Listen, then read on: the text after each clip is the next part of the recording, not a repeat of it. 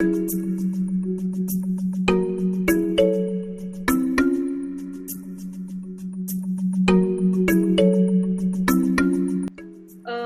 alaikum everyone. We are back with another episode of the Isolation Central. And आज हमारे साथ जो हैं डॉक्टर खावर हैं. He is a skin specialist and we are going to talk about how to take care of our skin during the ongoing pandemic. And obviously skin issues और वैसे ही होते रहते हैं given our climate and सारा कुछ. But with the addition of a pandemic, there are some additional issues जिनके बारे में we need to be careful about. So welcome, sir, and thank you for taking out the time. Thank you so much, Fatma. आपने मुझे invite किया. Thank you so much. Sir, we'll just dig in with the major issue के corona virus का pandemic है. We have been here for lockdown में है सारे महीना हो गया है. हर कोई बहुत ज्यादा हाथ धो रहा है. जो OCD जो थे वो भी उससे ज्यादा धो रहे हैं. रेगुलर लोग भी धो रहे हैं. तो उसका impact on our skin we can feel it कि हाथ जो है बड़े ड्राई हो रहे हैं और वो मतलब बड़े रफ से हैं despite using moisturiser and everything. तो प्लीज बताएं कि डिस्पाइट कि हमें ध्यान भी रखना है, we need to be take precautions, but how to balance it out with managing our skin conditions. जी फातिमा, आपने बड़ा ही अच्छा टॉपिक चुना है आज कल के सिनेरियो के हवाले से. तो जब से कोरोना आया है इसने हम सब की ज़िंदगियों को बदल दिया है और हम सब पे इसका इम्पैक्ट आया है. और आई विल से कि एक तो ये है कि इस की वजह से एक स्ट्रेस भी डेवलप हुआ है और ओवरऑल हम लोग सारे ही स्ट्रेस में गए हैं बीमारी के इम्पैक्ट की वजह से. और इस स्ट्रेस के बाद स्किन के बेशुमार ऐसे प्रॉब्लम हैं जो कि ट्रिगर होते हैं. स्किन की बीमारियां हैं जो कि ज़्यादा हो सकती हैं स्ट्रेस की वजह से. तो हम बेशुमार पेशेंट्स देख रहे हैं जो इनकी स्किन की प्रॉब्लम्स इन दिनों में ज़्यादा हुई हैं. तो this is a very good topic कि कोरोना और स्किन केयर के हवाले से आज हम जो डिस्कस करने जा रहे हैं. तो इसमें मैं ये कहूँगा कि सबसे पहले हम कोरोना को लेते हैं और इसकी जो हमें रिकमेंडेड केयर है वो उसको अगर हम डिस्कस करें कि हमें कहा जाता है जी आपने मास्क लगाना है, हैंड वॉशिंग करनी है, हैंड सैनिटाइज़र का यूज़ करना है. ये WHO की रिकमेंडेशंस है और हम सब इसको फॉलो करने की कोशिश कर रहे हैं सारे के सारे. सबसे इम्पॉर्टेंट ये है जो मैं समझता हूँ कि जो आसान भी है हैंड वॉशिंग के हवाले से अगर हम देखें तो रिकमेंडेशंस जो हैं वो हैंड वॉशिंग है पानी और साबुन से और फिर हैंड सैनिटाइज़र के ज़रिए, बजाय इसके कि लोग हैंड सैनिटाइज़र ख़रीदने की तरफ चले जाएं और महंगे महंगे ख़रीदें और फिर उसकी शॉर्टेज का गिला करें. हमारे लिए बड़ा ही आसान है कि साबुन सबके पास है, पानी फ्री है हमारे पास. तो अगर आपके पास साबुन और पानी अवेलेबल है तो आप हाथों को साबुन और पानी से वॉश करें. तो हैंड सैनिटाइज़र का भी इस्तेमाल आप कर सकते हैं, लेकिन अगर आपके पास साबुन और पानी अवेलेबल है तो आपकी प्रायोरिटी यही होनी चाहिए कि आप साबुन और पानी से हाथ वॉश करें. हैंड सैनिटाइज़र का ये है क्योंकि वो अल्कोहल बेस्ड होते हैं और अल्कोहल बेस्ड होने की वजह से वो स्किन को बहुत ज़्यादा ड्राई कर देते हैं और फिर स्किन के प्रॉब्लम ज़्यादा होते हैं. नॉर्मल स्किन भी थोड़ी सी ड्राई होती है और उस पर स्किन के प्रॉब्लम आ सकते हैं. और जिन लोगों की स्किन ऑलरेडी सेंसिटिव है या एलर्जिक प्रोन है उनकी स्किन पे एलर्जीज, डर्माटाइटिस या एक्जिमा होने के चांसेस ज़्यादा होते हैं. तो मैं यही रिकमेंड करूँगा बीइंग अ स्किन स्पेशलिस्ट कि आप प्रेफरेबली साबुन और पानी का इस्तेमाल करें हाथ वॉश करने के लिए अगर आपके पास अवेलेबल है. और दूसरा इम्पॉर्टेंट ये पॉइंट है इसमें कि आपने रिकमेंडेशंस को फॉलो करना है. रिकमेंडेशन क्या है कि 20 सेकंड आपने हाथ वॉश करने हैं. तो 20 सेकंड का मतलब ये है कि आप काउंट करें 1 2 3 4 5 6 7 8 9 10 20 तक काउंट करें slowly and then stop it. तो मैंने देखा है कि बाज़ लोग 1 मिनट तक वॉश करते रहते हैं कि अच्छी तरह सफाई हो जाए हाथ की एंड देन उसका रिजल्ट क्या होता है कि हाथ बहुत ज़्यादा ड्राई हो जाते हैं और फिर प्रॉब्लम होती है स्किन की. तो आप जो रिकमेंडेशंस हैं उनको फॉलो करें. ठीक है। आपने बहुत ज्यादा लंबी ड्यूरेशन के लिए हाथों को वॉश नहीं करना, 20 सेकंड है तो बस 20 सेकंड, ठीक है। एंड फिर इसमें दूसरा यही है कि ऐसे सोशल डिस्टेंसिंग है और स्टे एट होम है, तो अगर आप घर पे रहेंगे तो आपको जाहिर है फिर बार बार हाथ वॉश करने की ज़रूरत नहीं है। अगर आप बाहर जाएंगे तो फिर जाहिर है आपको बार बार हाथ वॉश करने पड़ेंगे। तो कोशिश करें कि उसको भी फॉलो करें, स्टे एट होम वाला जो है ऑप्शन, उसको भी आप लाजमी फॉलो करें, जितनी एहतियात हो सकती है घर पे रहें, और ताकि आपको एक्सेसिव हैंड वॉशिंग ना करनी पड़े। तो ये हैंड वॉशिंग के हवाले से हो गया जी। सर इस पे ऑब्वियसली जो हम बाहर जा रहे हैं, जो वो तो खैर that's a separate discussion, but जो फेस मास्क है, not just for regular people, doctors को भी अगर हम देख लें जिन पे मैंडेटरी है, जो काम कर रहे हैं वो on the front line, doctors हो गए, आपके यहाँ सिक्योरिटी ऑफिशियल्स हो गए, who have to wear masks for a prolonged period. तो डिफरेंट कैटेगरीज है मास्क की जो एलोकेटेड हैं। अब क्या एंड हम जो पिक्चर्स देख रहे हैं सोशल मीडिया पे, वो तो ऑब्वियसली वो तो प्रोलॉन्ग टाइम पीरियड की वजह से जो उन्हें पहनना पड़ता है, उनके ऑब्वियसली भी सी के उनके फेस पे जो है वो निशान वगैरह पड़े हुए हैं। बट अदर देन दैट उसका जो मटेरियल है, इज इट पॉसिबल कि प्रोलॉन्ग उसको यूज करने से लोगों को उससे भी एलर्जी हो जाए बिकॉज ऑफ द मटेरियल या जो केमिकल व्हाटएवर? सो अगर उस तरह का भी कोई है तो इफ यू कैन शेयर कि उसके क्या प्रिकॉशंस लिए जा सकते हैं। जी, उसमें मास्क के हवाले से बिल्कुल आप ठीक कह रही हैं कि जो प्रोफेशनल्स हैं डेफिनेटली उन्होंने यूज़ करना है, स्पेशली हेल्थ केयर रिलेटेड जो प्रोफेशनल हैं। और आप देखें बाकी भी जो सड़कों पे बाहर रोड्स पे लोग जा रहे हैं रूटीन में अपने किसी ज़रूरी काम के लिए, ग्रॉसरी के लिए, सबने मास्क लगाए हुए हैं। तो जिनकी नॉर्मल स्किन है उनको तो शायद इतना प्रॉब्लम ना करे, लेकिन जिनकी स्किन सेंसिटिव है या एलर्जीज वाली हैं तो उनकी स्किन को मास्क का फैब्रिक, मास्क का कलर, मास्क में यूज होने वाले थ्रेड्स, कोई भी चीज़ एलर्जी कर सकती है। तो इस केस में ज़ाहिर है मास्क इज़ अ मस्ट, क्योंकि स्प्रेड के हवाले से एयरबॉर्न स्प्रेड है इसका, तो मास्क तो लाजमी लगाना है। लेकिन अगर मास्क से इरिटेशन हो रही है तो फिर आई विल सजेस्ट कि वो स्किन स्पेशलिस्ट जो भी उनके करीबी हैं उनसे मशवरा कर लें, ताकि वो इस कंडीशन में उनकी हेल्प कर सकें, कोई क्रीम या कोई मेडिसिन या कोई चेंज ऑफ मास्क गाइड कर सकें। लेकिन ये कि मास्क जो लगाना है वो बहुत ज़रूरी है, उससे मेरा ख्याल है कि हर बंदे को फॉलो करना चाहिए, स्पेशली जब वो घर से बाहर होते हैं, तो मास्क का इस्तेमाल इज़ वेरी नेसेसरी। और इसमें मैं एक और चीज़ कहना चाह रहा था कि हैंड वॉशिंग के हवाले से मैं फिर वापस जाऊँगा कि पैनिक होने की ज़रूरत नहीं है। कि बाज़ लोग वैसे भी कुछ लोग होते हैं कि जो बहुत ज़्यादा थोड़ी ही देर के बाद हाथ वॉश करने की उनकी आदत होती है, किसी चीज़ को हाथ लगा फिर वॉश कर लिया। तो इस तरह की कंडीशन में बाज़ लोग पैनिक भी हो रहे हैं और एक्सेसिव हैंड वॉशिंग कर रहे हैं, तो कोशिश करें कि पैनिक ना हो। अगर आपको लगता है कि आपने किसी ऐसी चीज़ को टच की है तो फिर हैंड वॉश करें, बाहर गए हैं तो करें, लेकिन खामखा हर आधे घंटे के बाद, घंटे के बाद हैंड वॉश करने की ज़रूरत नहीं है। ये इम्पोर्टेंट था। फिर मैंने देखा कि कुछ लोग बड़े एक्सेसिव हार्श किस्म के केमिकल भी यूज़ कर रहे हैं हैंड वॉशिंग के हवाले से। ब्लीच टाइप की चीज़ें भी, स्ट्रॉन्ग किस्म की घरों की सर्फेसिस के लिए भी, और वो भी, तो वो भी कोशिश करें कि रिकमेंडेशंस को फॉलो करते हुए ही चीज़ें यूज़ करें। अगर आप बहुत स्ट्रॉन्ग केमिकल अपनी स्किन पे लगाएंगे तो आपकी स्किन पे इरिटेशन वगैरह ज़्यादा हो सकती है और स्किन के प्रॉब्लम ज़्यादा हो सकते हैं। तो ये मेन चीज़ें थी जो हैंड वॉशिंग और मास्क के हवाले से थी। और अब मेरा ख्याल है कि अगर किसी को इनसे प्रॉब्लम आती है तो उसकी हेल्प कैसे करनी है वो हम डिस्कस कर लेते हैं, अगर आपके ज़हन में कोई और क्वेश्चन नहीं है इससे रिलेटेड तो। सर इससे पहले I would just also like to cover the subject के कुछ जैसे डिजीजेस होती हैं या कुछ कंडीशंस होती हैं, ओवरऑल मेडिकल कंडीशंस जो स्ट्रेस इंड्यूस्ड होती हैं। सो एक तो I don't think general public really understands और रियलाइजेस कि आपकी स्किन के कुछ जो जनरल कभी आउटब्रेक हो गया या एनीथिंग, वो स्ट्रेस से कनेक्टेड हो।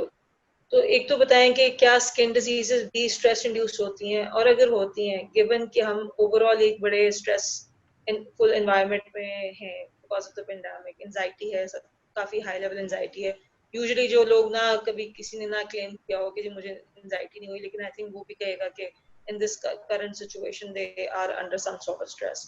तो उसको are there any ways to identify कि अगर कोई स्किन इशू किसी को डेवलप हो रहे हैं तो हाउ आर कि क्या कोई है टेक मार्क कोई है किसी पता चले कि स्ट्रेस इंड्यूस्ड है and how to go about it? देखिए, सबसे कॉमन जो प्रॉब्लम है स्ट्रेस इंड्यूस्ड स्किन प्रॉब्लम के हवाले से, वो तो एक्नी या पिंपल्स है जो यंग बच्चों में हम देखते हैं, बच्चियों और बच्चों दोनों में। एक्नी स्किन की वो प्रॉब्लम है जो कि जनरली बॉडी में हार्मोनल चेंजेस की वजह से आती है, एक ख़ास एज में आती है। लेकिन जब स्ट्रेस में आप जाते हैं, उसकी चाहे कोई भी रीज़न हो, ये कोरोना का स्ट्रेस है, स्टडी का स्ट्रेस है, कोई पर्सनल स्ट्रेसेस हैं, तो एक्नी फ्लेयर होने के चांसेस ज़्यादा होते हैं या पिंपल फ्लेयर होने के ज़्यादा चांसेस होते हैं।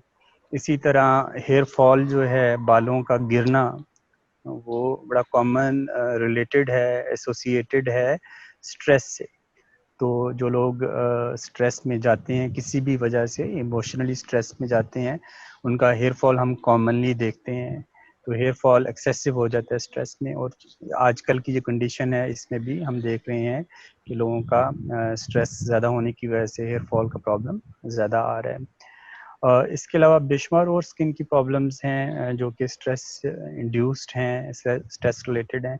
तो इम्पॉर्टेंट यही है कि अपने स्ट्रेस को मैनेज किया जाए, तो आपकी स्किन की प्रॉब्लम्स बेहतर हो जाएंगी। और स्ट्रेस को मैनेज किस तरह करना है, आप अगर ज़ाहिर है पहले वर्किंग थे या बिजी थे, स्कूल जा रहे थे, कॉलेज जा रहे थे, जॉब जा रहे थे, अपना बिजनेस कर रहे थे, और समहाउ आप वो नहीं कर पा रहे और घर पे हैं और फारिग हैं और करने को कुछ नहीं है, तो जो एक काम करने वाला बंदा है अगर वो फारिग बैठ जाए तो उसे स्ट्रेस आता है। तो वो अपने आप को बिजी रख सकता है, वो अपनी हॉबीज में इंडल्ज हो सकता है। अगर किसी के पास लॉन है तो वो गार्डनिंग कर सकता है, पौधों की देखभाल कर सकता है। अगर किसी को कुकिंग का शौक है तो खाने बना सकता है मज़े मज़े के। रमज़ान है तो वो अपनी फैमिली के लिए कुकिंग कर ले, पकौड़े बना ले, जैसे आजकल हमारी ट्रेडिशन है पकौड़े बनाने की इफ्तारी में, या वट एवर, अपने आप को बिजी रखे, कीप बिजी। या अगर कोई आईटी से रिलेटेड है या कंप्यूटर पे, जैसे हम लोग मोस्टली सोशल मीडिया यूज़ करते हैं, तो सोशल मीडिया में आई विल सजेस्ट के बजाय इसके कि सारा दिन आप व्हाट्सएप एंड सोशल मीडिया की चीज़ें लोगों की देखें, आप अपने इंटरेस्ट के हवाले से यूट्यूब पे कोई स्किल्स की लर्निंग में इन्वॉल्व हो जाएं, अपने बिजनेस से रिलेटेड, अपनी स्टडी के हवाले से आप अपने जो हैं वो वीडियोस देख सकते हैं। हर चीज़ यूट्यूब पे अवेलेबल है, इंफॉर्मेशन है, आप उस हवाले से काम कर सकते हैं। इसके अलावा मेडिटेशन स्ट्रेस के हवाले से बड़ी इम्पोर्टेंट है। नमाज पढ़ें, रमज़ान है, इबादत करें, या आप वैसे रिलैक्सेशन के हवाले से, मेडिटेशन के हवाले से वीडियोस देखना चाहें तो वो बेशुमार आपको यूट्यूब पे मिल जाएंगे। तो स्ट्रेस इज़ मेन फैक्टर आपकी स्किन प्रॉब्लम्स को ज़्यादा करने के हवाले से। तो आई विल सजेस्ट कि स्ट्रेस को जैसे मैनेज कर सकें वो बड़ा इम्पोर्टेंट है, तो ऑटोमेटिकली आपकी स्किन की प्रॉब्लम्स भी बेहतर होना शुरू हो जाएंगी। सो आई थिंक फिर हम वापस जी चलते हैं फातिमा। कि वो जो आपने कहा कि जो हम पहले डिस्कस कर रहे थे कि how to manage all those corona related skin issues जो आप बात करना चाह रहे थे। जी, अच्छा, तो जो सबसे ज़्यादा प्रॉब्लम आ रही है कोरोना रिलेटेड इश्यूज़ के हवाले से, स्किन के हवाले से, क्योंकि वो हैंड वॉशिंग वाली बात हम ले लेते हैं कि हाथ बार बार वॉश किए जा रहे हैं, सैनिटाइज़र का यूज़ बार बार हो रहा है। तो क्या होता है कि जब सैनिटाइज़र का यूज़ करते हैं तो वो अल्कोहल बेस्ड होता है और वो स्किन ड्राई हो जाती है। हैंड वॉशिंग भी जब एक्सेसिव करते हैं तो हाथ भी ड्राई हो जाते हैं। And dry skin is that kind of skin, जैसे मैं इसकी एक मिसाल देता हूँ कि जैसे हमारी ज़मीन है, अगर उसमें पानी ना हो तो वो बंजर ज़मीन या फटी हुई बंजर ज़मीन जैसे तस्वीरों में हम देखते हैं वैसे हो जाती है। और अगर किसी ज़मीन में पानी हो, पानी वाली एरिया की ज़मीन हो, तो वो बड़ी सेहतमंद होती है, वहाँ पे फसलें होती हैं, हरियाली होती है। तो जिल्द भी वैसे ही है, अगर इसका मॉइस्चर कम हो जाए तो वो ड्राई हो जाती है, फट जाती है। जैसे हमारी आप देखें जो एड़ियाँ होती हैं पाँव की वो मोटी स्किन होती है और वहाँ पे मॉइस्चर कम होता है और वो फटना शुरू हो जाता है। तो इसी तरह बाकी स्किन भी अगर ड्राई होना शुरू हो जाए तो वहाँ पे डर्माटाइटिस या एक्जिमा कॉमनली बन जाता है। तो उसका क्या हल है, हम इसके हल की तरफ आते हैं। आपने हैंड वॉशिंग करनी है, आपने हैंड सैनिटाइजर का यूज़ भी करना है, लेकिन उसको फिर जो प्रॉब्लम्स आ रही हैं तो उसको कैसे सॉल्व करना है, उसके लिए मॉइस्चराइज़र का यूज़ करना है। अब मॉइस्चराइज़र्स क्या हैं वो भी समझना बड़ा ज़रूरी है, बड़ा इम्पोर्टेंट है। तो जो मॉइस्चराइज़र्स होते हैं उसमें दो चीज़ों का बड़ा इम्पोर्टेंट रोल होता है, एक इमोलिएंट होता है और एक ह्यूमेक्टेंट होता है। तो इमोलिएंट क्या होता है, जो कि हमारी स्किन पे जब हम लगाते हैं तो वो एक ग्रीस की तरह का होता है। वो ऑयल हो सकता है, वो वेज़लीन हो सकता है, जो इटसेल्फ स्किन को मॉइस्चर नहीं देता लेकिन स्किन को एक लेयर दे देता है, प्रोटेक्ट करता है, इंसुलेट कर देता है। तो हमारी स्किन पे जब हम लगाते हैं इमोलिएंट को, ऑयल को, वेज़लीन को, तो एक लेयर बना देता है और वो जो स्किन का मॉइस्चर है उसको उड़ने से बचाता है। हुमेक्टेंट क्या होते हैं, ये भी मॉइस्चराइजर का इम्पोर्टेंट रोल है। हुमेक्टेंट बेसिकली क्या करते हैं कि हमारे स्किन के मॉइस्चर को इंक्रीज करते हैं। अब वो क्या करते हैं, वो एटमॉस्फेयर से भी वाटर को अब्जॉर्ब करते हैं और हमारी स्किन की लेयर में से भी वाटर को अब्जॉर्ब करते हैं और स्किन को मॉइस्चराइज और हाइड्रेट करते हैं। तो मॉइस्चराइजर, अच्छा मॉइस्चराइजर वो है जिसमें ये दोनों चीज़ें होंगी, जिसमें इमोलिएंट भी होगा जो कि प्रोटेक्ट करता है वाटर लॉस को, और जिसमें ह्यूमेक्टेंट भी होगा जो कि स्किन के मॉइस्चर को इंक्रीज करता है, वाटर रिटेंशन करता है। और उसमें ये कोई कॉम्प्लिकेटेड चीज़ नहीं है, this is very common, very easy cheese. Specially हमारी ख़वातीन जैसे टोटके करती हैं, सुनती हैं, हम लोग वो मॉर्निंग शोज देखते के ना टोटकों के, और अल्लाह जन्नत नसीब करे ज़ुबैदा आपा को, उन्होंने भी बड़े टोटके बताए हुए हैं हमें। तो लेकिन जो एक बड़ा अच्छा इसमें मॉइस्चराइज़र है जो हम सारे घर में यूज़ कर सकते हैं, हमारी ख़वातीन, हम लोग, एंड वेरी इकोनॉमिकल, तो वो क्या है, glycerine and castor oil. Glycerine and castor oil बहुत सस्ते, आपको किसी भी जनरल स्टोर से, मेडिकल स्टोर से मिल जाएंगे। 100-200 रुपए की रेंज में ईच मिल जाते हैं आपको, इनकी छोटी छोटी डब्बियाँ, बॉटल्स मिल जाती हैं। सर अब इनकी आप ग्लिसरीन, क्वांटिटी अगर बता दें कि इनको कंबाइन किस क्वांटिटी में करना है जी, तो मिक्सचर बनाना है। ग्लिसरीन जो है, मैं आपको भी फातिमा बताता हूँ, ग्लिसरीन ह्यूमेक्टेंट है जो कि वाटर रिटेंशन करता है, वाटर को अब्जॉर्ब करता है, मॉइस्चर देता है स्किन को। और जो कैस्टर ऑयल है वो इमोलिएंट है जो प्रोटेक्ट करता है ताकि वाटर वहाँ से मज़ीद ना उड़े। अच्छा, इसकी आपने कहा कि इनकी रेशो क्या होनी चाहिए, मिक्स करना है, तो आपने लेके इनको रख लेना है अलग-अलग बोतल में, और इनकी 1:1 रेशो रखनी है। यानी अगर आप एक उसका ड्रॉप लेती हैं ग्लिसरीन का अंदाजे से, तो एक ड्रॉप आपने ले लेना है कैस्टर ऑयल का, ठीक है। It all depends. लेकिन अगर आपको बहुत ज़्यादा स्किन ड्राई है, बहुत ज़्यादा चाहिए, तो आप इसकी अमाउंट ज़्यादा भी कर सकती हैं, ग्लिसरीन को थोड़ा सा ज़्यादा कर सकती हैं आप, और अकॉर्डिंगली अपनी स्किन के हवाले से आप उसका कर सकते हैं। लेकिन जनरली 1:1 इक्वल अमाउंट अगर आप ले लें तो वो ठीक है। और एक जनरल रूल भी ज़हन में रखें कि अगर किसी की नॉर्मल स्किन है यानी बहुत ज़्यादा ड्राई स्किन नहीं है, तो उसे ऐसा मॉइस्चराइज़र चाहिए जो थिन हो, बहुत ज़्यादा थिक ना हो। जनरल रूल है, पतला हो, लोशन बेस्ड हो, ठीक है, ऑयल बेस्ड हो, जैसे ये ग्लिसरीन कैस्टर ऑयल हैं जी।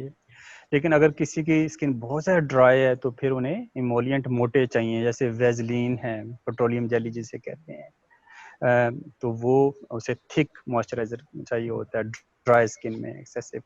तो ये कॉमन है, ये सबसे सस्ता आसान, बजाय इसके कि बहुत ज़्यादा महंगे मॉइस्चराइजिंग लोशन खरीदें, कोशिश करें कि ये simple glycerine and castor oil रख लें, इनको 1:1 मिक्स करके अपनी स्किन को मॉइस्चराइज करें। जब भी हैंड वॉश करें स्किन, उसके बाद जब ड्राई होती है 20 सेकंड के बाद अपने हाथों को मॉइस्चराइज कर लें, तो वो प्रोटेक्ट करेगी वाटर लॉस को, ड्राइनेस को हेल्प करेगी, और स्किन पे जो प्रॉब्लम्स आ सकती हैं उससे बचाएगी।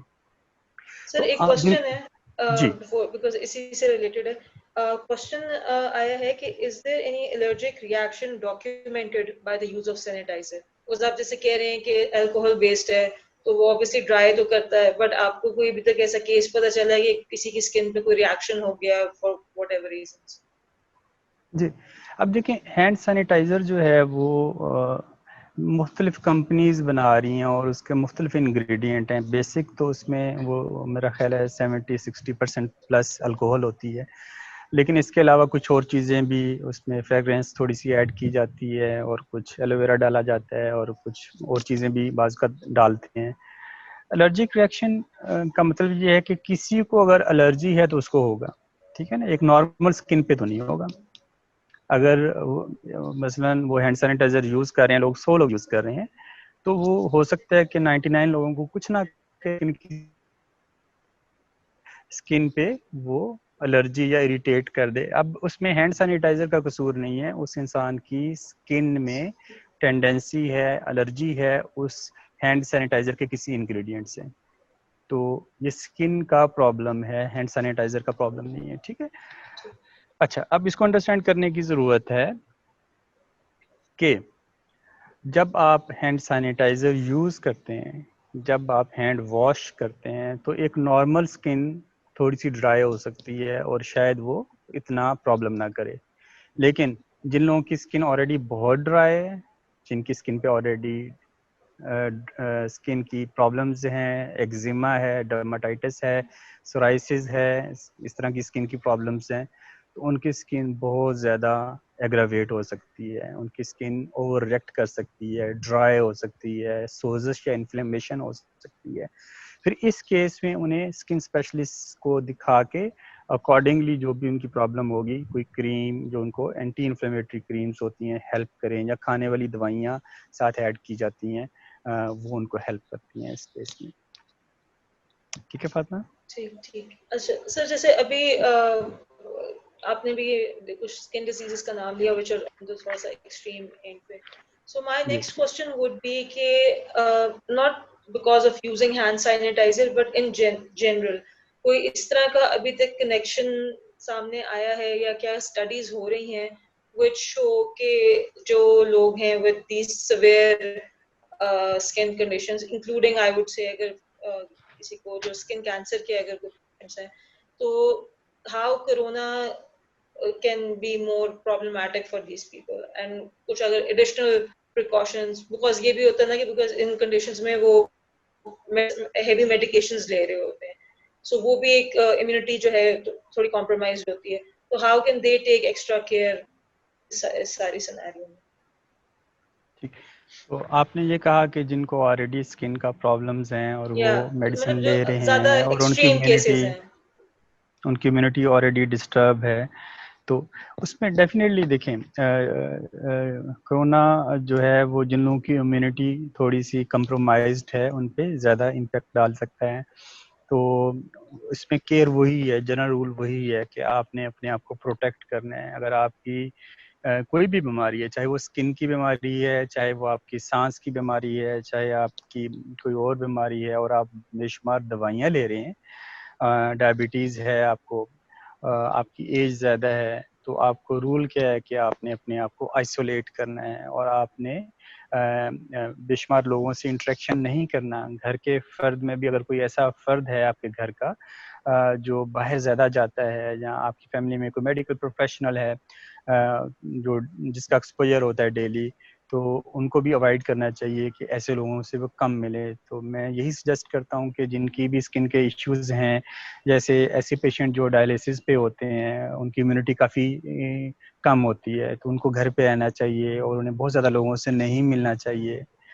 और वो मैं पढ़ रहा था, वो जो अली बाबा का है जैक मा, वो कह रहा था कि 2020 जो का जो साल है वो अगर आप गुजार लेते हैं, आप जिंदा रह लेते हैं, तो यही सबसे बड़ी आपकी सक्सेस है और कामयाबी है। बाकी जो आपके प्लान्स एंड ड्रीम्स हैं, अगर आप जिंदा रहेंगे तो फिर आप बाद में कर लेंगे, तो आपको स्ट्रेस लेने की ज़रूरत नहीं है। अपने आप को ज़िंदा रखना है और आपकी हेल्थ सबसे इम्पोर्टेंट है। ज़िंदगी रहेगी तो फिर सारी चीज़ें चलती रहेंगी। तो मैं ये अब कहूँगा कि जी। थोड़ा सा हम आते हैं कुछ जेनेरिक स्किन इश्यूज जो रेगुलर ऑब्वियसली आपको भी क्वेश्चंस ये काफी आते होंगे जब कोई इस तरह का सब्जेक्ट डिस्कस होते आते हैं और वो सबसे पहला सवाल है डार्क सर्कल्स कि जी। डार्क सर्कल्स एक तो अगर आप थोड़ा सा बता दें ऑब्वियसली काफी इंफॉर्मेशन ऑनलाइन भी अवेलेबल है होती है, but as an expert, as a medical professional, कि डार्क सर्कल्स के कौन से वेरियस कंडीशन हो सकती हैं? Is it just the lack of sleep या और भी रीजंस होती हैं, एंड उनका सोल्यूशन? आई थिंक हर कोई सोल्यूशन चाहता है डार्क सर्कल्स का, तो आप प्लीज बताएं। अच्छा, डार्क सर्कल जो है वो एक ऐसा प्रॉब्लम है कि ऑनेस्टली मैं कहूँगा कि मेरे लिए कोई प्रॉब्लम नहीं है, और मैं अपने पेशेंट्स को भी ये गाइड करता हूँ कि ये कोई प्रॉब्लम नहीं है। ये इसके मल्टीपल रीजंस हैं, मल्टीपल फैक्टर्स हैं, लेकिन हम एग्जैक्टली कोई एक उसका नाम नहीं ले सकते। सबसे इम्पोर्टेंट जो फैक्टर है इसका वो जीन्स है। आपके जीन्स में, आपके सॉफ्टवेयर में, आपकी फैमिली की तरफ से ये आपको गिफ्ट मिल गया है। आपके पेरेंट्स में हो सकता है, आपके ग्रैंड पेरेंट्स में हो सकता है। तो ये, फिर इसके अलावा एनवायरमेंटल फैक्टर्स भी कंट्रीब्यूट करते हैं। आप जैसे जैसे बड़े होते हैं, आपके स्ट्रेस फैक्टर भी इसमें कंट्रीब्यूट कर सकते हैं, डाइट फैक्टर भी कंट्रीब्यूट कर सकते हैं, स्लीप के पैटर्न भी कंट्रीब्यूट कर सकते हैं, बेशुमार चीज़ें इसमें कंट्रीब्यूट करती हैं। तो सबसे इम्पोर्टेंट ये है कि आप कंटेंट रहें, खुश रहें। तो मैं हमेशा अपने पेशेंट्स को कहता हूँ कि आप दवाइयाँ, क्रीमें, इलाज बाद में रखें, सबसे पहले अपने आप को हैप्पी रखें, खुश रखें, कंटेंट रखें, स्ट्रेस फ्री रखें। आपके 50% से ज़्यादा प्रॉब्लम्स ऑटोमेटिकली ख़त्म हो जाएंगे, आपको किसी दवाई की ज़रूरत नहीं पड़ेगी। और अगर आप स्ट्रेस में हैं, आप अपने डार्क सर्कल्स को रोज़ाना देखते हैं शीशे में, और फिर कहते हैं जी राइट साइड वाली आंख का डार्क सर्कल पहले से थोड़ा सा ज़्यादा डार्क हो गया है, लेफ्ट वाली पहले से ज़्यादा धनस गई है, और फिर अपने दानों को काउंट करते हैं, कल ये 3 थे आज 4 हो गए हैं, ये इसका निशान जो है ना वो अब जा ही नहीं रहा 2 हफ्तों से, तो देन ये होगा कि दवाइयाँ भी कम काम करती हैं। तो इम्पॉर्टेंट ये है कि अपने जो भी चीज़ें आती हैं ज़िंदगी में, दाने हैं, डार्क सर्कल्स हैं, या कोई बीमारियाँ आती हैं, that is part of life, और वो वक्त के साथ साथ बेहतर हो जाती हैं। उनका इलाज जहाँ ज़रूरी है करवाना भी चाहिए, लेकिन इम्पॉर्टेंट आपका पीस ऑफ माइंड है। सबसे इम्पॉर्टेंट ये है कि आप उस बीमारी को लेते कैसे हैं। अगर आपने उसको अपने ऊपर सवार कर लिया तो फिर वो सवार हो जाती है, ठीक है। और अगर आपने उसको सवार नहीं किया और आपने कहा ठीक है कोई मसला नहीं है, हो जाता है ये मसला, सबको ही होता है और ठीक हो जाएगा, और मैं इसके लिए एफर्ट कर रहा हूँ या कर रही हूँ, दवाई भी ले रही हूँ, और देन मेडिसिन भी हेल्प करती हैं। तो कोई भी मसला ऐसा नहीं है कि आप उसको बहुत ज़्यादा सवार कर लें। यंग एज के इश्यूज स्पेशली ज़्यादा होते हैं बच्चों को हमारे पास जो आते हैं, बहुत ज़्यादा पेशेंट आते हैं, वो एक्नी दानों के हवाले से आते हैं, डार्क सर्कल्स के हवाले से आते हैं, एक्नी के निशानों के हवाले से आते हैं, एयर फॉल के हवाले से आते हैं। तो मैं उन्हें यही कहता हूँ कि मेन रीज़न, अगर आप स्ट्रेस को कंट्रोल कर लें तो आपकी काफ़ी प्रॉब्लम बेहतर हो जाएंगे। और दाने या जो पिंपल्स हैं, ये एज रिलेटेड इश्यूज हैं। आप देखें हमारे बड़ों को नहीं होता, हमारे पेरेंट्स ग्रैंड पेरेंट्स को दाने नहीं होते, तो यंग एज में 15 10 15 20 साल से स्टार्ट होते हैं, 25 30 साल तक चले जाते हैं। आप इवन इन दानों का इलाज ना भी करवाएं तो ये चले जाएंगे। इलाज कराने का ये फायदा होता है, जरा जल्दी ठीक हो जाएंगे निशान वगैरह। तो स्ट्रेस इज मेन फैक्टर। हाँ, डार्क सर्कल्स पे दोबारा आते हैं, आपने शुरू किया था वहां से। तो डार्क सर्कल्स को हम खत्म नहीं कर सकते, हम बेहतर कर सकते हैं। इसमें दो एलिमेंट होते हैं, एक तो पिगमेंटेशन, डार्क कलर होता है, और दूसरा धंसी हुई आंखें या आंखों की गहराई होती है। तो इन दोनों को हम बेहतर करने की कोशिश करते हैं, उसकी ट्रीटमेंट ऑप्शंस होती हैं। तो वो स्किन स्पेशलिस्ट से अगर आप दिखाएंगे तो अकॉर्डिंगली वो आपको गाइड कर सकता है। इसमें क्रीम्स भी होती हैं, कुछ प्रोसीजर्स भी होते हैं, लेजर ट्रीटमेंट्स भी होती हैं, फिलर वगैरह भी इंजेक्ट किए जाते हैं। लेकिन हर प्रोसीजर के प्रॉज एंड कॉन्स हैं, क्योंकि ये बहुत सेंसिटिव एरिया है, तो इसको बड़ा केयरफुली हम देखते हैं, करते हैं, क्योंकि बाज़ औक़ात फ़ायदे की बजाय नुकसान होने के चांसेस भी होते हैं। तो कोई नेचुरल रेमेडीज हैं जो उसको, एज यू सेड कि मतलब यू अगर स्टार्ट हो गए, एजिंग का भी प्रोसेस होता है, तो यू कांट एक्सपेक्ट सारे बिल्कुल आपकी बेबी आईज वो टाइप हो जाए स्किन। पर जिस तरह आपने मॉइस्चराइजर के लिए यू गेव ऑल्टरनेटिव जो एक नेचुरल सॉर्ट ऑफ प्रोडक्ट्स से थे, तो क्या डार्क सर्कल्स के लिए भी कोई इस तरह की नेचुरल रेमेडीज हैं जो which can help improve the condition? मतलब कोई अगर नहीं ट्रीटमेंट कराना चाह रहा, प्रोसीजर्स नहीं कराना चाह रहा। जी, उसमें नेचुरल रेमेडीज़ तो यही हैं कि एक तो आप जो आपका नेचुरल स्टाइल है उसको ऑप्ट कर लें, ठीक है। और नेचुरल लाइफस्टाइल क्या है, आप दिन को काम करें, रात को सो जाएं। अगर आप सारी रात काम करते रहेंगे, जागते रहेंगे और दिन को सोएंगे, तो दैट इज अननेचुरल और उसका इम्पैक्ट पूरी बॉडी पे आएगा।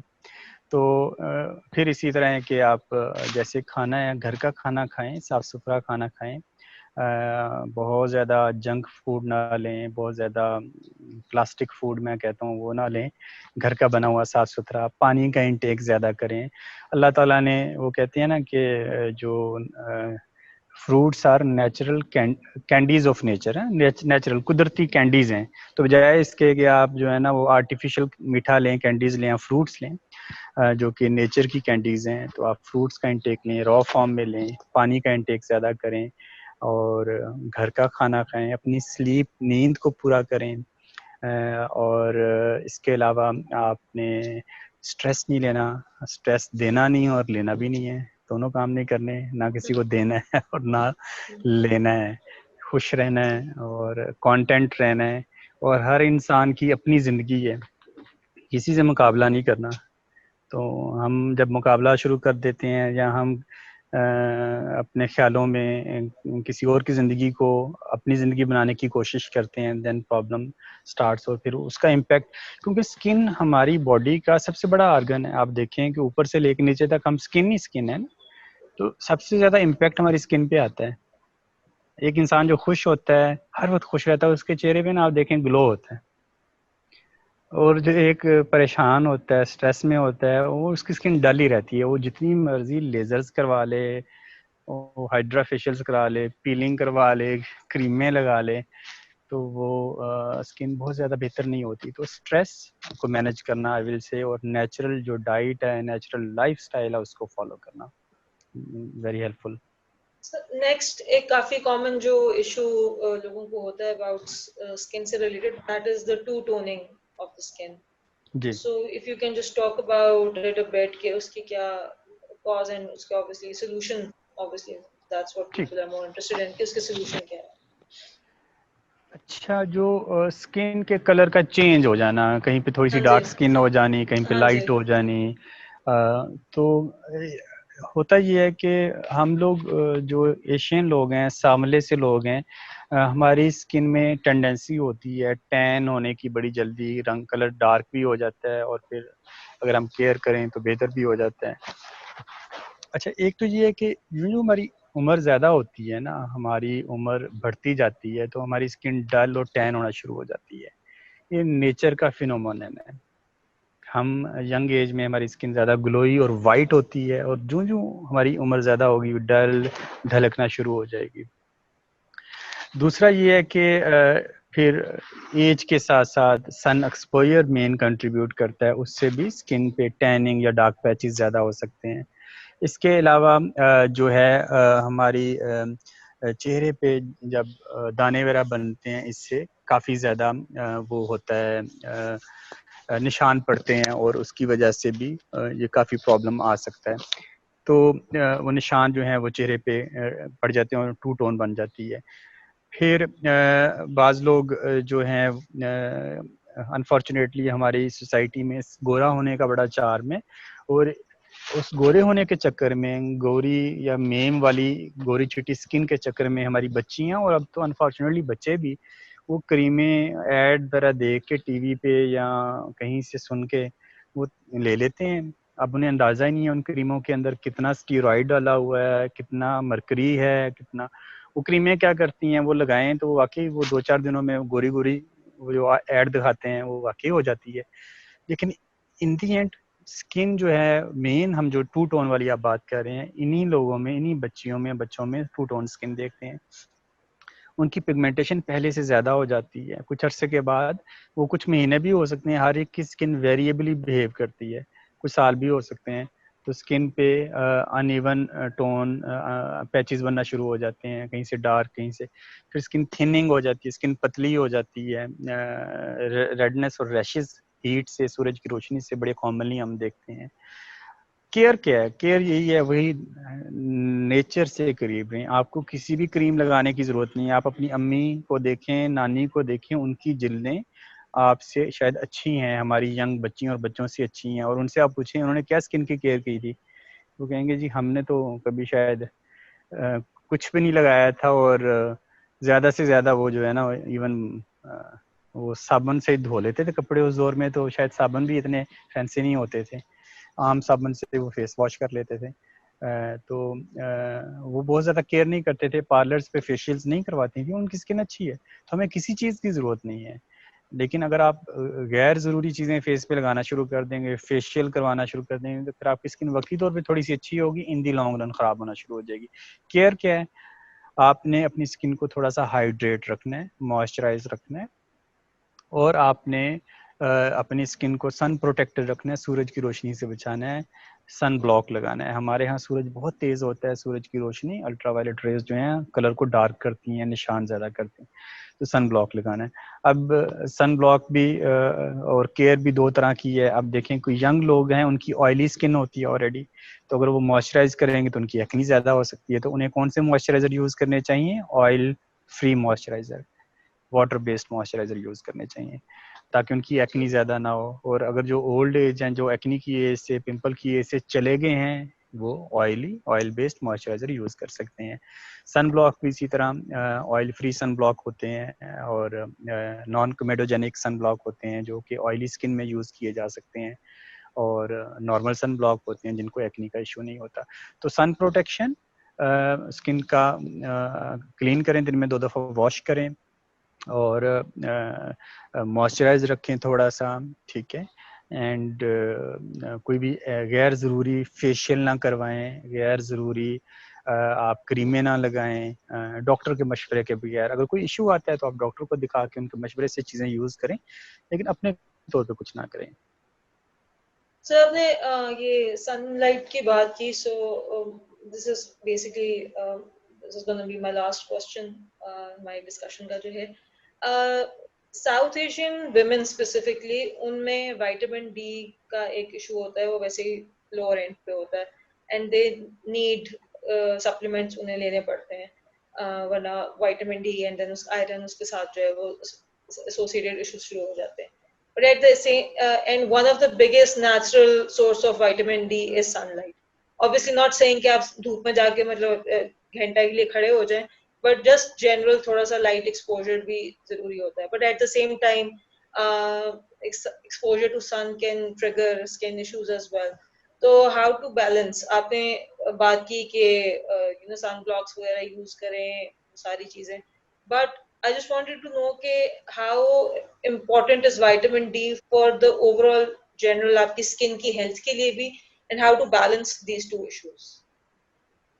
जी, तो आपने बड़ा अच्छा विटामिन डी के हवाले से जो बात की है। आप वो जनरली हम कहते हैं कि हमारी जो ख़वातीन हैं उनके अगर हम टेस्ट करवाएं तो तकरीबन हर एक की विटामिन डी लेवल कम है, जैसे आपने बात की।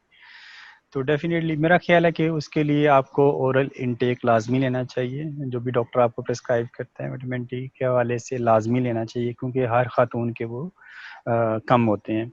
और सनलाइट वाली बात आपकी ठीक है, हमें सन से प्रोटेक्ट करना चाहिए, लेकिन आप जाहिर है हम जितना भी प्रोटेक्ट करें हमें सन एक्सपोजर मिल ही जाता है।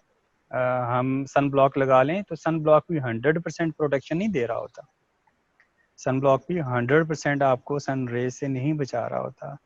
तो बैलेंस यही है कि अगर आपने बाहर जाना है तो आप सन ब्लॉक लगाएं अपने आप को, और सन एक्सपोजर हो ही जाता है। इवन इंडोर भी सन, अगर आप बैठे हैं घर में धूप नहीं आ रही, तो अल्ट्रा वायलेट रेज जो हैं वो शीशों को क्रॉस करती हैं और घर के अंदर भी आके हमारी स्किन पे इम्पेक्ट करती हैं। तो सन प्रोटेक्शन इंपॉर्टेंट है, लेकिन विटामिन डी जाहिर है आई डोंट थिंक सो कि वो जितनी डेफिशिएंसी है वो सिंपल आप सन एक्सपोजर से गेन कर सकते हैं। You have to take oral pills उसकी, या जो उसके वो इंजेक्शंस आते हैं वो डॉक्टर आपको प्रिस्क्राइब कर देते हैं जी। तो आपको वो लेना है और रेगुलर बेस पे लेना है। और बेशुमार ऐसी हैं स्किन की जो प्रॉब्लम्स हैं जो इनकी कमी की वजह से भी ट्रिगर हो जाती हैं। हेयर फॉल भी उसकी एक रीजन है, विटामिन डी में रोल होता है उसका कमी का। चले सर, एक लास्ट क्वेश्चन आया है, विच इज बिकॉज हम खवातीन की स्किन के बारे में हमने ज्यादा बात की है कि इन दिस स्पेसिफिक केस के for male skin, I don't know, मुझे ये स्टार्ट तो नहीं पता कि हमारे मर्द हज़रात में भी विटामिन डी की कमी होती है नहीं होती, but do they also have to take care of their skin when they are exposed to sunlight? जी, डेफिनेटली डेफिनेटली। अब बेसिकली बात ये है कि मर्द जो हैं उनकी स्किन थोड़ी सी डिफरेंट होती है, आपने देखा ही है। अल्लाह ताला ने औरत की स्किन और मर्द की स्किन में थोड़ा सा फ़र्क तो होता है। जैसे हमारी चेहरे पे, मर्दों के चेहरे पे दाढ़ी होती है, और मर्द जो हैं वो बाल्ड भी हो जाते हैं, ख़वातीन बाल्ड नहीं होती, ब्लेस्ड हैं वो, उनके लंबे लंबे बाल होते हैं। तो फ़र्क होता है डेफिनेटली, जिस तरह चीक्स में भी और हर तरह की स्किन की थिकनेस में भी फ़र्क होता है। केयर करनी चाहिए। इट इज़ क्वाइट वेरिएबल कि हम जनरली ये कह नहीं सकते।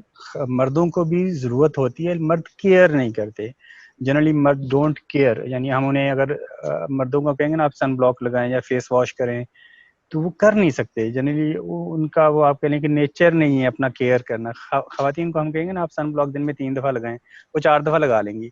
फेस वॉश कहेंगे ना 2 दफ़ा करें, वो 4 दफ़ा कर लेंगी, ठीक है ना। उन्हें कहेंगे महीने के बाद दिखाना है, वो 3 हफ्ते के बाद आ जाएंगी। मर्द को हम 1 दफ़ा चेक करें ना, तो वो उसे कहें महीने के बाद है, वो साल के बाद भी नहीं आता। तो मर्द इज डिफरेंट, वो केयर नहीं करता, और उसकी स्किन भी डिफरेंट है। उसकी स्किन पे इतने इश्यूज जनरली नहीं आते। फीमेल्स में बॉडी के हार्मोनल चेंजेस भी कंट्रीब्यूट कर रही होती हैं, उनकी पीरियड्स का इम्पैक्ट होता है, फिर बच्चों की पैदाइश के बाद छाइयाँ, मिलाज़मा आ जाता है। तो मल्टीपल चीज़ें फीमेल्स में डिफरेंट तरीके से एक्ट कर रही होती हैं, मर्दों में डिफरेंट। लेकिन ज़ाहिर है अगर मर्द अपनी केयर करते हैं, सन प्रोटेक्शन करते हैं, हाइड्रेट करते हैं, तो उनकी स्किन भी पहले से ज़्यादा इंप्रूव होती है। एजिंग, सन ब्लॉक जो है, सन प्रोटेक्शन है, वो एजिंग में बड़ा उसका मेजर रोल है, उसे हम फोटो एजिंग कहते हैं। तो जो लोग सन प्रोटेक्ट करते हैं, सन ब्लॉक लगाते हैं, उनकी झुर्रियाँ कम बनती हैं, वो इतनी जल्दी बूढ़े नहीं होते।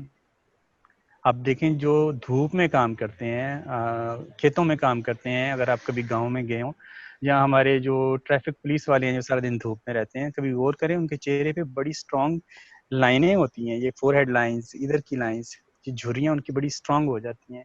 जो लोग धूप में काम करते हैं उनकी झुर्रियाँ बहुत स्ट्रांग जल्दी हो जाती हैं, उनकी एजिंग ज़्यादा आ जाती है। तो मर्दों को भी केयर करने की ज़रूरत है, ख़वातीन की तरह दोनों को। जी ठीक है। Sir we'll just wrap up. आप बताएं कि if people want to reach out to you, वो हम अपने पोस्ट की डिस्क्रिप्शन में भी लगा देंगे, but are you like available for online consultation sessions? Yes, कुछ भी, if you want to share that information तो please जी। do that. अच्छा फातिमा, चूंकि कोरोना का इशू चल रहा है, तो हम इनकरेज नहीं कर रहे बहुत ज़्यादा लोगों को कि वो निकलें और वो खामखा डॉक्टर्स के पास जाएं। तो हम क्लिनिक लिमिटेड सा कर रहे हैं, और हमारी वो जो क्लिनिक है बेसिकली उन लोगों के लिए है जिनका वाकई जेन्युइन स्किन की इमरजेंसी प्रॉब्लम्स हैं। तो हम कहते हैं वो उस हवाले से अपॉइंटमेंट लेके हमें चेक करवा लें। हमारा क्लिनिक ओपन होता है जिसमें हम फुल प्रिकॉशंस करते हैं, हमारा स्टाफ ट्रेंड है, सारे प्रॉपर उन्होंने अपना प्रोटेक्टिव इक्विपमेंट पहना होता है, और हम सारे के सारे वो एक जो WHO के प्रोटोकॉल है उसको फॉलो करते हैं। हमारी एंट्री से लेके बाहर गार्ड से लेके हर बंदा जो है ना अपने आप को प्रोटेक्ट कर रहा होता है। और हम सोशल डिस्टेंसिंग को मद्देनजर रखते हुए क्लिनिक भी फिजिकली भी कर रहे हैं, लेकिन वो हम रिक्वेस्ट वही कर रहे हैं कि जो जेन्युइन स्किन के प्रॉब्लम वाले हैं। ऐसे पेशेंट जो कॉस्मेटिक प्रॉब्लम वाले हैं, हम उन्हें कहते हैं कि अभी ना आए। कॉस्मेटिक ऐसे प्रॉब्लम है वो बाद में भी देखे जा सकते हैं, कोई बीमारी नहीं है ना, तो वो वेट करें जब तक हुकूमत की रिकमेंडेशंस नहीं आ जाती और उसके बाद ऑफिशियली लॉकडाउन ख़त्म नहीं होता। दूसरा, हम ऑनलाइन कंसल्टेशन भी ऑफर करते हैं, उसका लिंक मैं आपसे शेयर कर दूंगा। तो ठीक है। वहाँ पे ऑनलाइन हमारा एक पोर्टल है जिसके ज़रिए वो अपॉइंटमेंट लेके अगर उनका कोई इशू है तो हमसे डिस्कस कर सकते हैं, कांटेक्ट कर सकते हैं। तो अपने घर पे बैठे हुए हम उनको कंसल्टेशन देते हैं। तो दोनों फैसिलिटीज़ अवेलेबल हैं, लेकिन हम वही फिज़िकली हम कहते हैं कि कोई इलेक्टिव सर्जरी हम नहीं करते, कॉस्मेटिक सर्जरी नहीं कर रहे हम। लेकिन अगर किसी का जेन्युइन स्किन का प्रॉब्लम है, डिजीज़ है, पेनफुल है, इमरजेंसी है, तो हम उसी को डील कर रहे हैं। सर आपने जस्ट एक लास्ट क्वेश्चन, आई थिंक ये भी बड़ा वो कॉमन इशू है। ये अवैस रहमान पूछ रहे हैं कि any solution for dandruff on skin. अब ही डिडंट स्पेसिफाई कि इफ इट्स हेयर वाला डैंड्रफ इशू या जनरल स्किन पे, इट्स अ फंगस तो स्किन पे भी आ जाती है, तो उसका कोई सोल्यूशन? अवैस रहमान साहब का शुक्रिया जी, उन्होंने सवाल भेजा। अवैस भाई, डैंड्रफ जो होती है वो सिकरी जिसे हम कहते हैं, ये आप इसको समझ लें कि अल्लाह ताला ने हमारी जिल्द के अंदर ग्लैंड्स बनाए होते हैं या फैक्ट्रीज बनाई होती हैं जो कि जिसकी वजह से डैंड्रफ बन रही होती है, तो वो बाज़-औक़ात बहुत एक्टिव हो जाती हैं, उन यानी डैंड्रफ की प्रोडक्शन बाज़-औक़ात बहुत ज़्यादा हो जाती है और बाज़-औक़ात वो लेस एक्टिव होते हैं और कम प्रोडक्शन होती है डैंड्रफ की। हम इन फैक्ट्रीज़ को जो कि डैंड्रफ बना रही होती हैं समहाउ बंद नहीं कर सकते। तो वो जो टीवी पे ऐड आते हैं ना कि डैंड्रफ फिर नहीं आएगी या कभी नहीं आएगी, हम कहते हैं कि वो गलत कहते हैं समहाउ। हमसे कोई भी ऐसी ट्रीटमेंट नहीं है कि हम डैंड्रफ को ख़त्म कर सकें। डैंड्रफ ख़त्म हो जाती है जब बॉडी खुद डिसाइड करती है। तो कुछ लोगों की डैंड्रफ आती है और वो कुछ महीने रहती है और ठीक हो जाती है। कोई सीज़नल होती है बाज़ लोगों की साल रह जाती है। बाज़ लोगों की डैंड्रफ कम होती है, बाज़ लोगों की डैंड्रफ बहुत ज़्यादा होती है, चेहरे पे भी आ जाती है, छाती पे भी आ जाती है, कानों के अंदर भी आ जाती है। तो डैंड्रफ की भी सीवियरिटी होती है। तो इसके लिए simple anti dandruff shampoo use कर सकते हैं वो, कोई भी एंटी डैंड्रफ शैम्पू जो अवेलेबल है मार्केट में, वो आप यूज़ कर लें। अगर थोड़ी बहुत डैंड्रफ है तो उसी से फ़र्क पड़ जाता है और एज़ नीडेड आपने यूज़ करना होता है। हफ़्ते में 2 या 3 मरतबा उस शैम्पू को आप 2-4 मिनट के लिए सर पे अच्छा-सा जज़ब करें और उसके बाद वॉश कर लें और उससे डैंड्रफ बेहतर हो जाती है और वो एज़ नीडेड। अगर डैंड्रफ नहीं है तो यूज़ ना करें, अगर आ गई है तो दोबारा लगा लें। लेकिन अगर डैंड्रफ बहुत ज़्यादा है, ज़ख्म कर रही है, ख़ारिश का एहसास है, सर में दाने बन रहे हैं, तो फिर डॉक्टर को दिखाना होगा और फिर एग्ज़ामिन करके वो डॉक्टर उनको गाइड कर देते हैं। तो अवैस साहब जो हैं दे आर मोस्ट वेलकम, वो आ जाएँ क्लिनिक में। हम अगर उनको कोई भी इश्यू है तो हम उनको हेल्प करेंगे इंशाअल्लाह ताला and hopefully they will be just fine और बेटर हो जाएँगे इंशाअल्लाह ताला। Thank you, sir, for your time. We'll share all these details and किसी ने consult करना होगा आपको directly कर लेंगे. Thank you for covering all the remedies during के जिनके हमें ख्याल रखना चाहिए during the corona. And I think we'll wrap up. And next time, hopefully, we'll have you once again to discuss some more specific skin related issues. Thank you so much Fatima, आपने बड़ा ज़बरदस्त interview किया और आपके बड़े ही genuine और जो ज़रूरत है जिस इंफॉर्मेशन की, आपने उस हवाले से सवाल रेज़ किए और आपने कोशिश की कि हम कुछ अवेयरनेस दे सकें, लोगों को हेल्प हो सके। और आई एम वेरी हैप्पी कि आप लोगों ने मुझे इनवाइट किया। I am really honoured and hopefully we will continue this thing in future also. Definitely. Thank you for everyone who tuned in. Stay home and stay safe until the next episode of the Isolation Central. Thank you. Allah Hafiz.